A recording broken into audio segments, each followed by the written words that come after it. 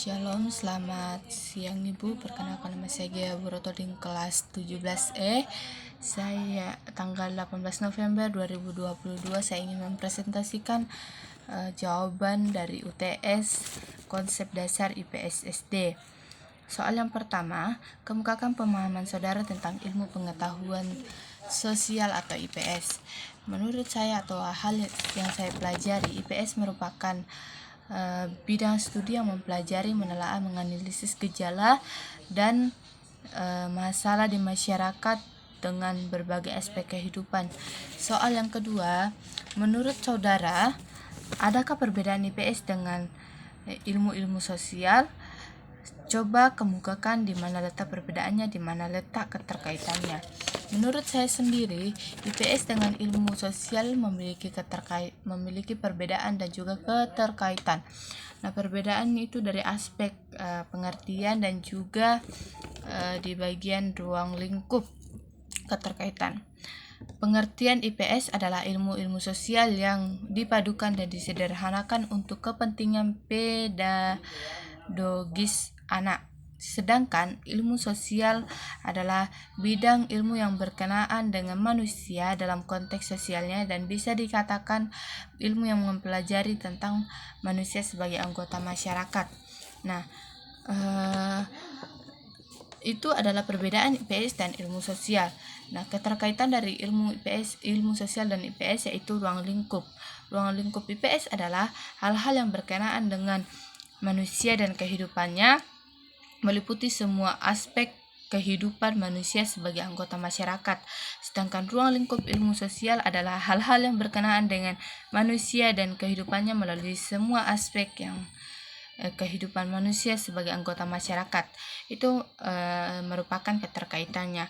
Perbedaannya juga terletak pada tujuan masing-masing. Tujuan ilmu sosial adalah untuk memajukan atau mengembangkan generalisasi, sedangkan IPS itu bersifat pendidikan. Soal yang ketiga, setiap jenjang pendidikan di sekolah mempelajari IPS baik SMP, SD maupun SMA. Kemukakan menurut pemahaman saudara perbedaan proses pembelajaran IPS berdasarkan tingkat dan jenjang pendidikan tersebut. Perbedaan proses pembelajaran IPS berdasarkan tingkat SD, SMP, atau SMA. SD sesuai dengan tingkat perkembangannya, siswa SD belum mampu memahami keluasan dan kedalaman masalah sosial secara utuh, tetapi mereka dapat diperkenalkan kepada masalah-masalah tersebut.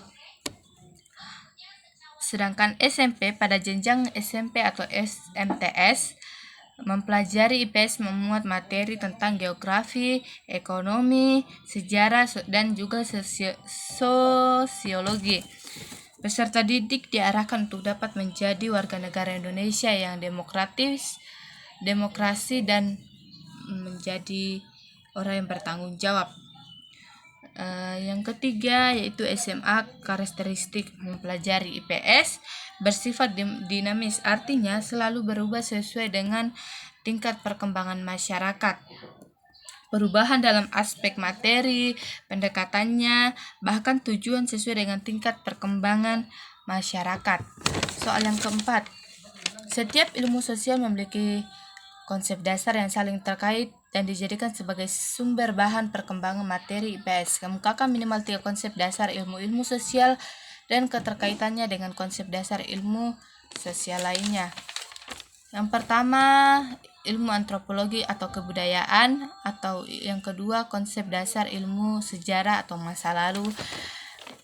Memiliki keterkaitan yaitu antropologi menyumbang banyak teori untuk ilmu sejarah, terutama pada konsep mengenai simbol, sistem kepercayaan, folklore, tradisi besar dan tradisi kecil.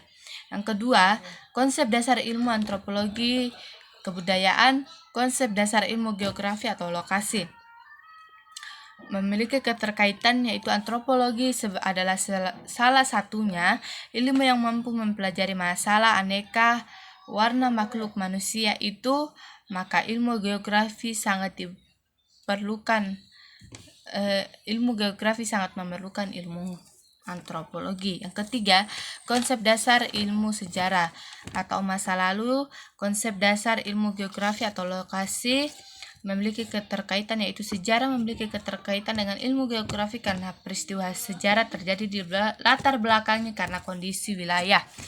Nah, soal yang kelima atau soal yang terakhir, pranata sosial merupakan salah satu materi IPS yang dipelajari di jenjang SD. Dalam materi ini dipelajari tentang norma-norma.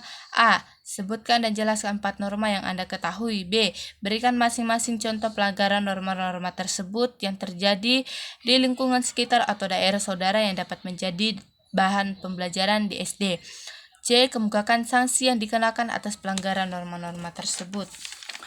Bagian A, norma agama merupakan aturan-aturan yang dijalankan oleh masyarakat yang sumbernya berasal dari Tuhan Yang Maha Esa. Norma kesusilaan adalah aturan-aturan yang dijalankan oleh masyarakat yang sumbernya berasal dari hati nurani seseorang. Yang ketiga, norma kesopanan adalah aturan yang menekankan pada perbuatan seseorang untuk menjaga kesopanan, tata krama mereka, dan juga adat istiadat setiap individu. Yang keempat, norma hukum merupakan aturan-aturan yang dibuat oleh badan yang bertanggung jawab seperti pemerintah yang dikemas dalam bentuk undang-undang. Yang bagian B, norma agama dan pelanggarannya, yaitu pertama, tidak beribadah. Yang kedua, norma kesusilaan, pelanggarannya tidak menghargai atau menghormati sesama manusia. 4. Norma kesopanan, pelanggarannya membentak orang tua.